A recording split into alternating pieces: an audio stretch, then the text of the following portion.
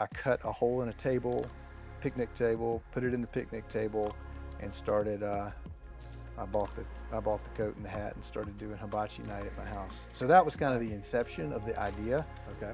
And I did that for about 2 or 3 years and had some ideas of how I was going to incorporate multiple grills and a flat top and an egg on this side and a smoker on this side. And never wanted to spend the money to do all that, which would have been probably A lot. $4,000 or $5,000 Yeah. to do it. Yeah. And then 2020 came, COVID hit, I bought a fire pit. All of a sudden, everything shut down and I had time. And I'm like, I think I can figure out how to do it on this. And so that's how that happened. Welcome to the LeaderPass Studios executive series Behind the Leadership Curtain. I'm your host, Jamie Minton, and today we're turning up the heat with Jed Strange, the creative mind behind Gather Grills. Jed's innovative grilling concepts blend the art of cooking with the joy of community, offering a unique interactive experience that's revolutionizing outdoor dining. From his roots on a family farm to launching a product that's capturing the attention of major retailers, Jed's story is one of passion, perseverance, and a desire to bring people together. Stay with us to hear how Jed turned a backyard hobby into a growing business that's changing the way we cook and connect.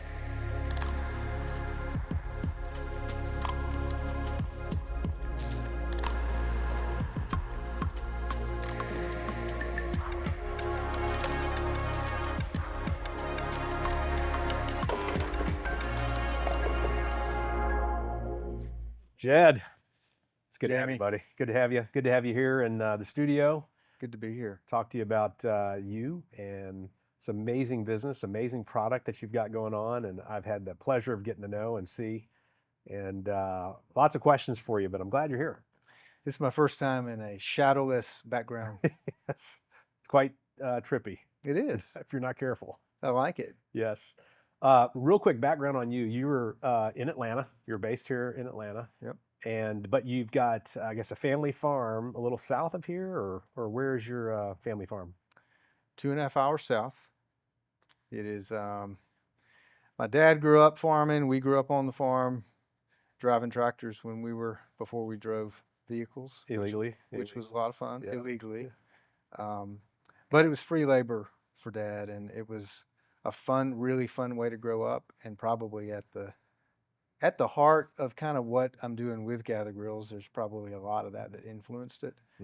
So yeah, and we turned it into a corporate retreat, glamping, cabin glamping facility that Nice. Corporate retreats and family reunions and church retreats and all kinds of things go on now. We can sleep about 40 people Wow. in an adventurous setting. Okay, very cool. Do you lead any of those adventures, or is it mostly people are on their own when they get there? Good question. We definitely lead some. We've hosted our own retreats. We've done father-son stuff. We've done shooting weekends, kind of like get out in nature and shoot guns and Nice. cook meat type of stuff. But we've also had many different ministries and nonprofits, and we've had a couple of groups that we had to say no to because they didn't fit our culture. But other than that, it's a place that's on VRBO and Airbnb, so anybody can rent it. Excellent. We kind of screen out things that we don't want, but for the most part, it's just a really cool spot. It's on a 70-acre lake. My dad had this idea to build a lake, and 3 months later, he built one, and that's the centerpiece of the property now. And it's called, what is the name of it? What's the name of the farm? We named it Strange Farms because that was the name of the farm before. Okay. So for many people, it's very intriguing. For 20% of the people, it's very scary. But it's a fun place. That's great. I'll have to go. I haven't seen it yet. You need to come down. Seen pictures. Have to come down and see how strange it is. It's very strange. Let's talk about Gather. Talk about Gather Grills. Very unusual, very cool product that's been out for a few years. You got some new stuff happening, but take us through what Gather Grills kind of inception was. So probably the inception was close to 2016, 17. I was trying to figure out a way to cook for people. I had a big green egg, cooked on that for years and years, and always got accolades from people of, man, the chicken wings are great and all this. And I mean, I'm not a chef. I just try not to burn it and try not to undercook it. Yeah. Um, but I love the experience, and every time I fired up the grill, it seemed like the get together was always better. So I couldn't find a grill on the market that I could kind of do this interactive deal, because I was in the backyard cooking while people were inside, and Yeah. I'd try to get people to come out and hang out, and they would come out, say a few things. Oh, let me go refill my drink, and they're And then back we go. inside. They're gone. Yep. So I bought a Blackstone, which is a griddle. Yep. Um, I cut a hole in a table, picnic table, put it in the picnic table, and started. I bought the coat and the hat and started doing hibachi night at my house. So that was kind of Nice. the inception of the idea, Okay. and I did that for about 2 or 3 years, and had some ideas of how I was going to incorporate multiple grills and a flat top, and an egg on this side and a smoker on this side, and never wanted to spend the money to do all that, which would have been probably A lot. 4 or 5 thousand bucks Yeah. to Yeah. do it. Yeah. And then 2020 came, COVID hit. I bought a fire pit. All of a sudden, everything shut down, and I had time. And I'm like, I think I could figure out how to do it on this. And so that's how it happened. Wow. And describe it for people who haven't seen it. What is Gather Grills?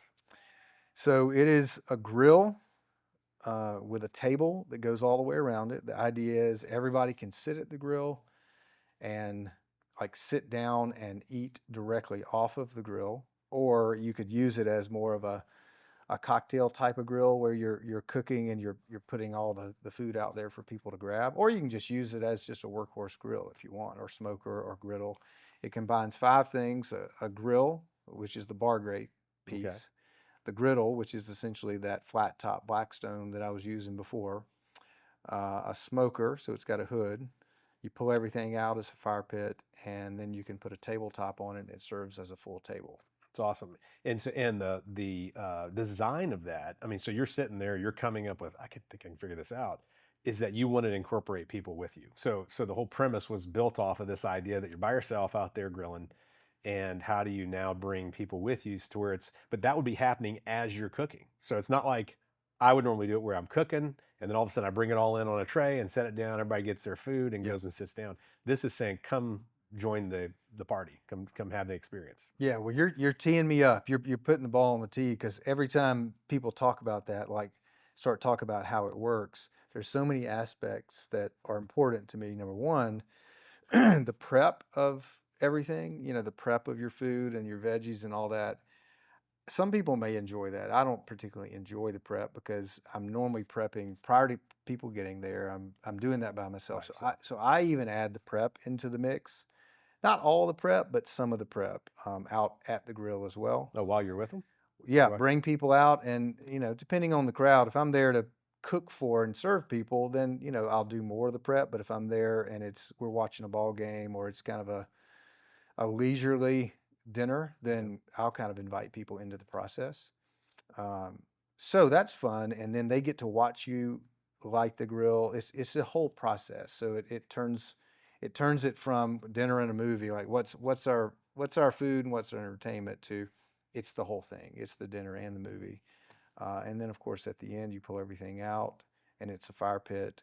So it's really, really awesome. And when we first did this, my brother and my nephew, we did the very first one.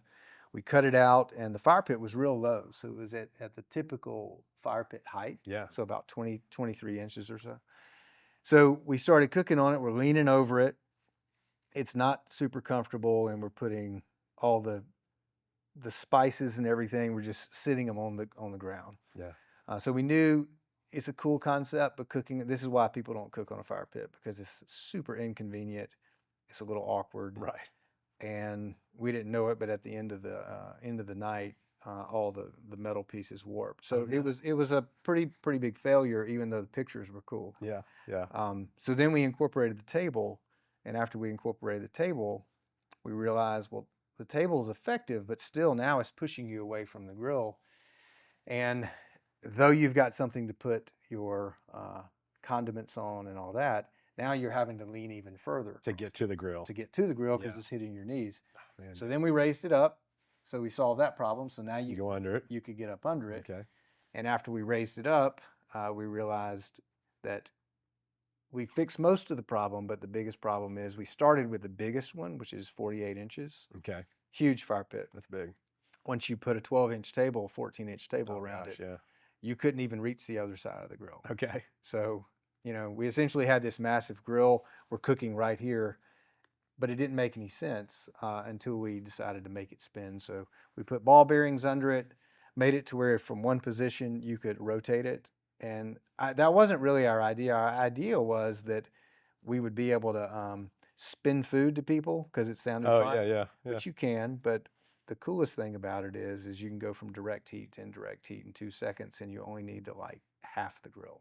Okay. So you're using the ball bearings to do that. And what does that mean?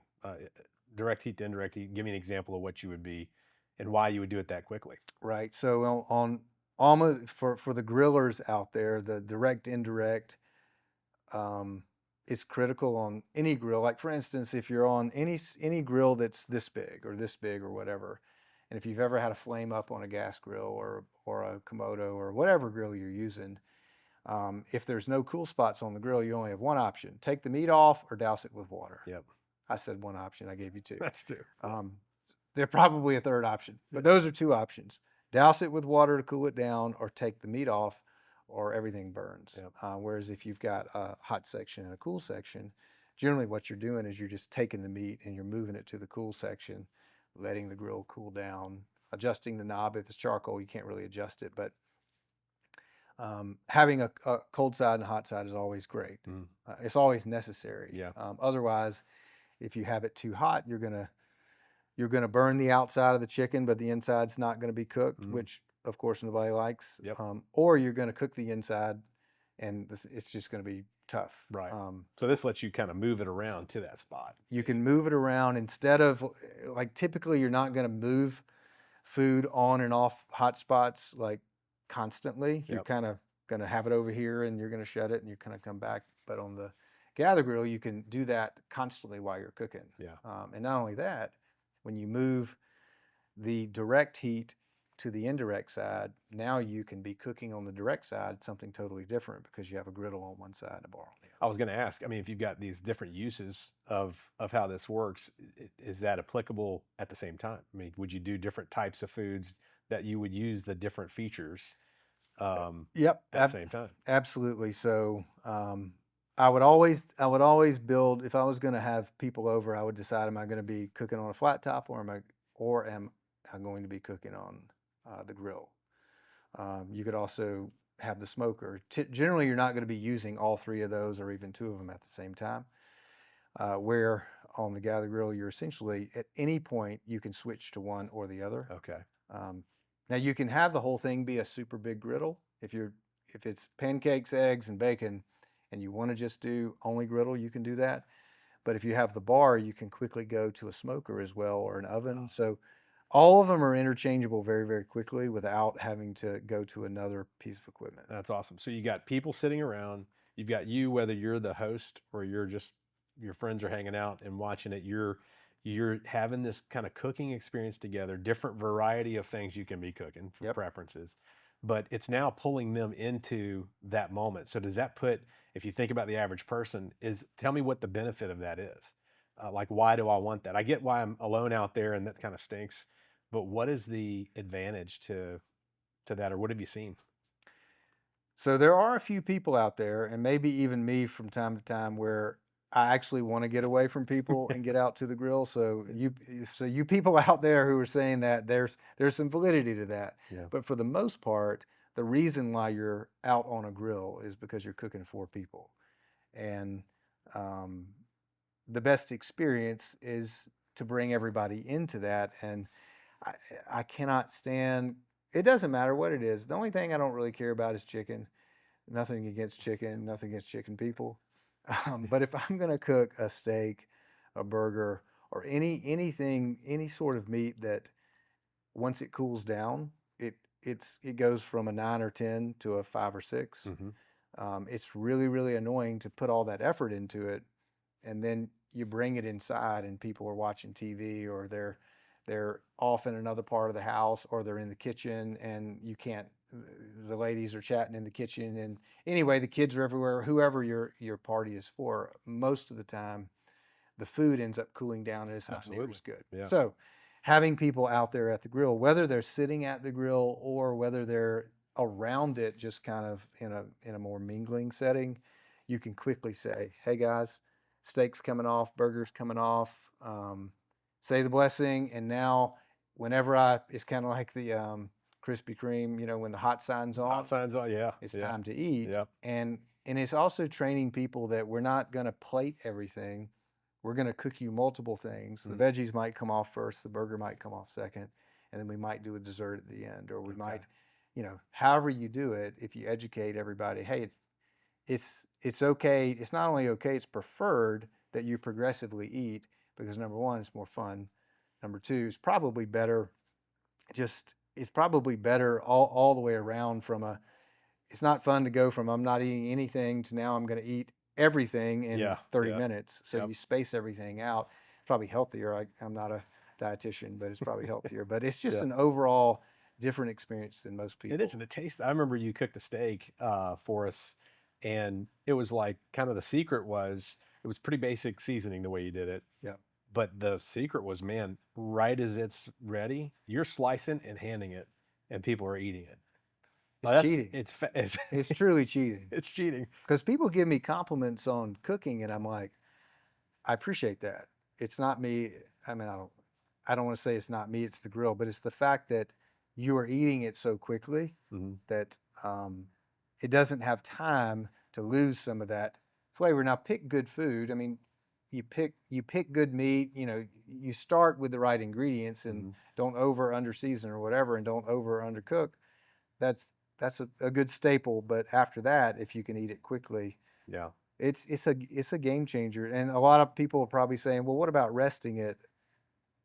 Hey, there's a fine line of like resting it and letting the juices kind of do what they do. In my opinion, I would much rather, if I'm going to err on one side, I'd rather eat it much too quickly and much too hot than to let it rest much too long. Too long. Yep. Yep.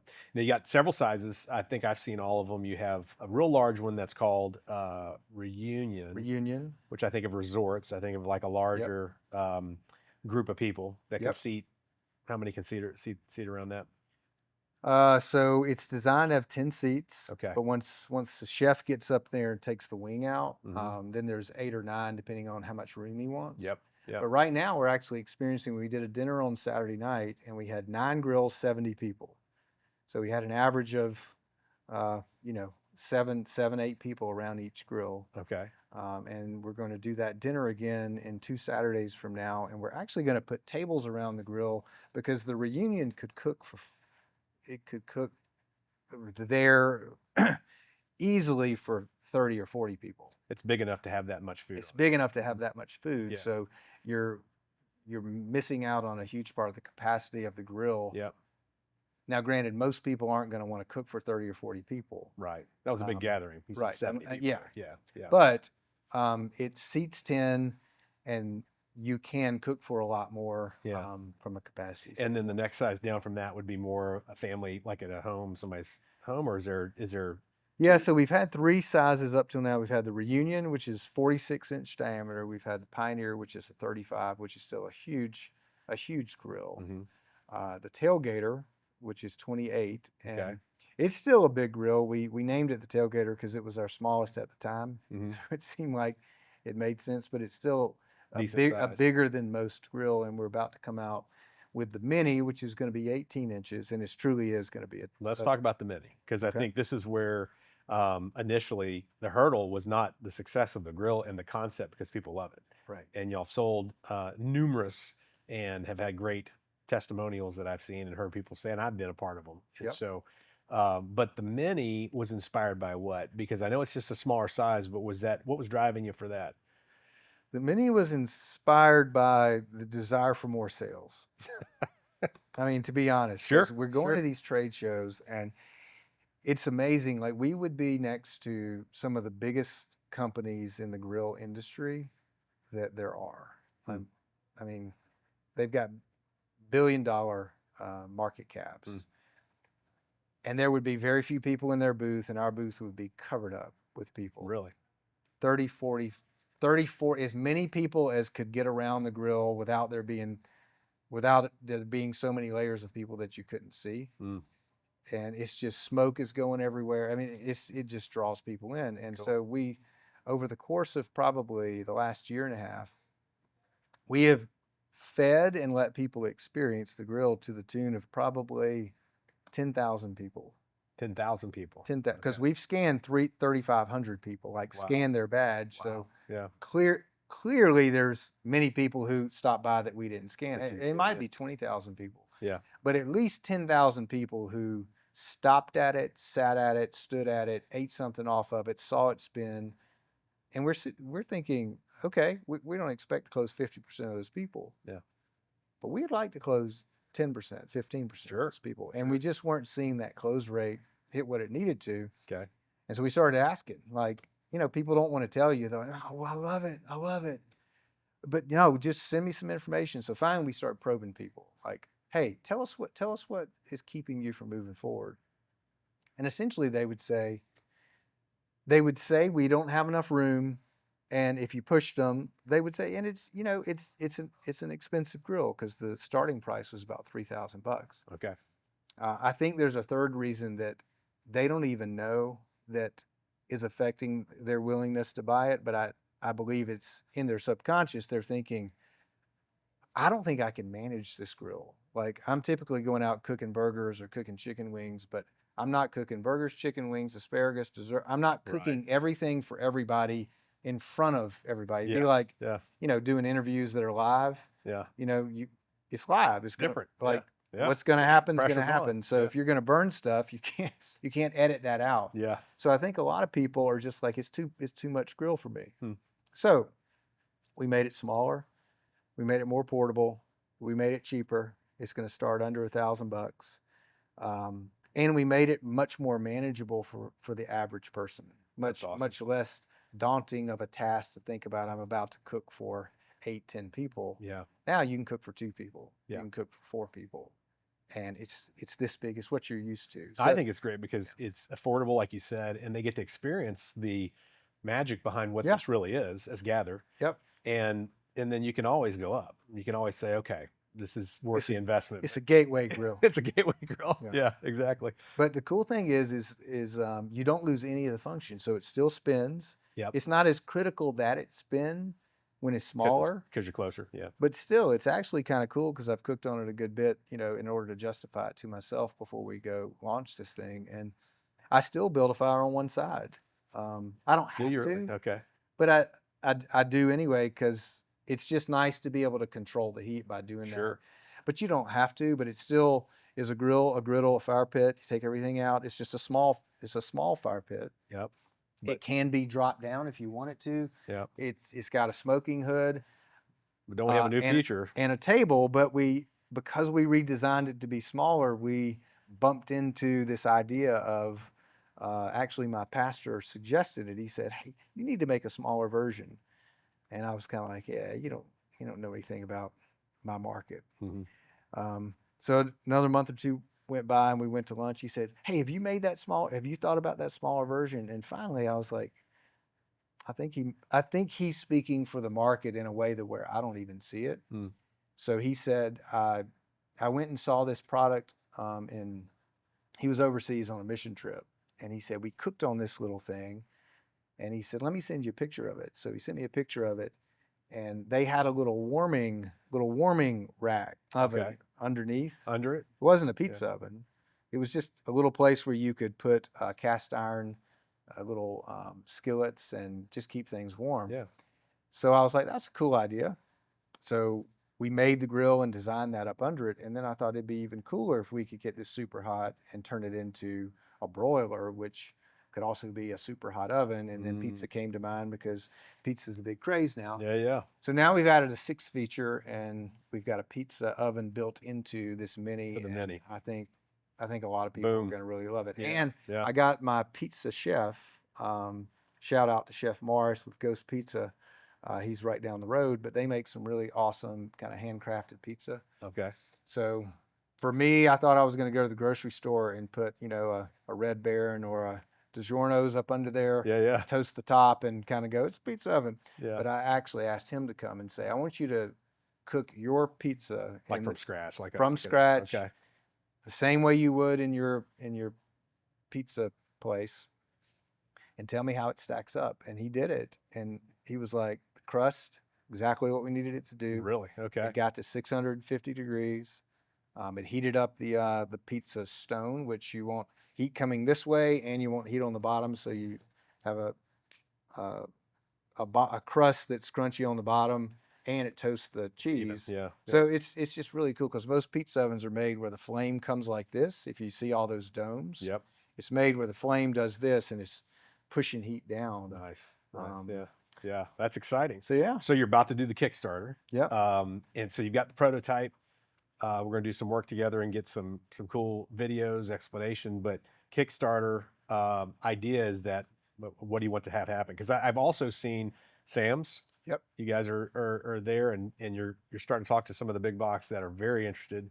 But this mini, I think, is potentially a game changer for you because of all the reasons. But Kickstarter, tell me about the Kickstarter and what the plan is. Yeah, so there are two exciting things that have happened over the last 3 months because any entrepreneurs out there, including yourself, it's not easy to have an idea, but it's a heck of a lot easier to have an idea than it is to actually execute on Yep. that idea. Yep. And it's a whole lot more fun to have an idea than it is to execute. Executing is, I don't know It's what legit. words Yeah. we can say on this Yeah. program, Yeah. but it's very, very difficult. So we've been in it 3.5 years. We've raised a chunk of money, we raised $2.2 million. And it took that money to really refine the product. Mhm. And we've been selling, we've been growing every year, doubling every year, but doubling from a small amount, still not big until if we double every year long enough, it will be a huge amount. Sure. But we're only 3.5 years in, and we're just pushing, spending this amount of money to make this amount of money versus spending this to make this. Yeah. So we were at the hardware show, and we brought the little mini, and it was off to the side, so a lot of people didn't notice it, but we ran across all the big box folks, and they were drawn in just like everybody else. So it opened up an opportunity to be in the big box. The problem with the big box is in order to get in with any of the Sam's, Home Depot, Costco, any of those guys, you've got to do it in a scalable way. Like they want to know, hey, will you sell me 5 or will you sell me 500? Yep. Or 5,000? Yep. And you're like, I only have 5 people working in the whole facility. Like, we need to do it this way, and it doesn't work that way. They can jump you up in a hurry. So you've got to partner with a supplier that can scale, and they're going to have minimum order quantities of 300, 500, 1,000. So it's very, very tough to fund all that. So it's a big deal. So the Kickstarter behind the mini, Kickstarter is designed so that instead of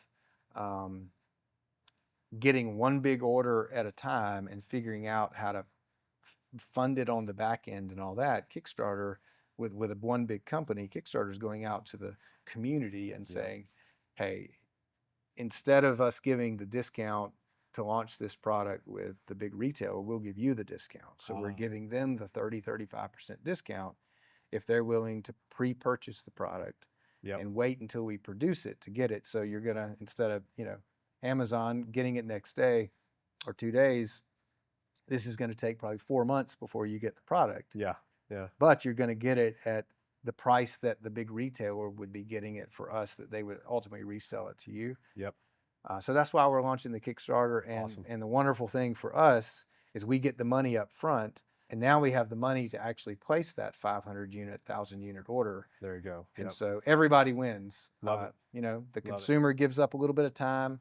And honestly, the consumer takes on some risk because once they pay that, if you get on Kickstarter and you pay us $600 or $1,200 or whatever it is, there's no guarantee that we're actually going to produce the product and get it to you. Sure. You take that risk as a Kickstarter client. Yep. But the fact that we've been doing this for 3.5 years, we've established some credibility. We're really hoping we're hoping to sell 1,000, 2,000 of these That'd be awesome. minis, and then Yep. we can get them done. And I don't know if we'll get them by Christmas, but we'll get them by no later than February next year. That's exciting. So Yeah. people can be rolling into the spring with this new Big time product. to do it. Well, man, we're excited for you and excited to be working with you and helping you wherever we can. Yep. And for the word to get out about Gather Grills and the new Mini. So we'll look forward to hearing more and doing more.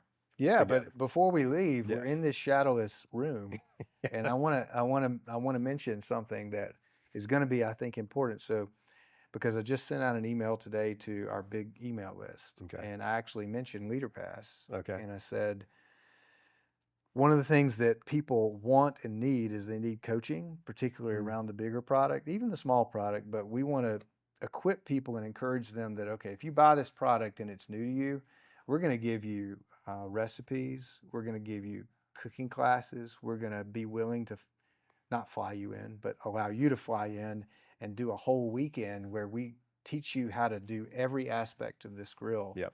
Yep. And we'll film that for the people that don't fly in and be able to give them that content so Yep. that we're educating and making them master users of the grill. And we believe not only is that going to cause them to want to purchase the grill, but it's going to, as important, if they do purchase the grill, we don't want it sitting in their backyard with a cover on it, and they use it twice a year and don't use it well. Yep. So we're excited about partnering with you guys. Yep. It's going to be dynamite. You're going to do a great job, and it's going to look fantastic. And that really is equipping people in a way they're like, okay, you're going to show me how to do it. I'm in. So, and not only that, on the commercial side, we're going to show people how to make money with the Gather Grill. I love it. Because these Saturday night events, if we can make money and we're having to go find people that don't know us, that aren't already clients, we're having to create brand new clients to come and have an experience. Where a golf course, a restaurant, a resort, all those, they already have the clients and they're just looking for more experiences to put them through. Yeah. We were on the phone with a resort in Bermuda yesterday, and they do a dinner every night on the beach. And then once a week, they do a dinner for 200, 250 people. Wow. Wow. And they bought a grill and they were asking us, hey, tell us how to use this. So that's awesome. We did. And the main thing we just said, just start using it. Yeah. Fire does most of the work. It brings people in. Yeah. It creates an ambiance. How cool. Yeah. Love that. Well, man, thanks for being here. Let's do some more together, but appreciate you being with our team and can't wait for people to see this and learn more about you. And how did they find out about you? Where did they go and to learn more? So gathergrills.com is the website. All the social media is Gather Grills. We're easy to find. We're looking for people. You're looking to be found. We're looking to gather people. So you just lean in our direction and we'll bring you in. Awesome, man. Awesome. Congratulations. Cool. Thanks.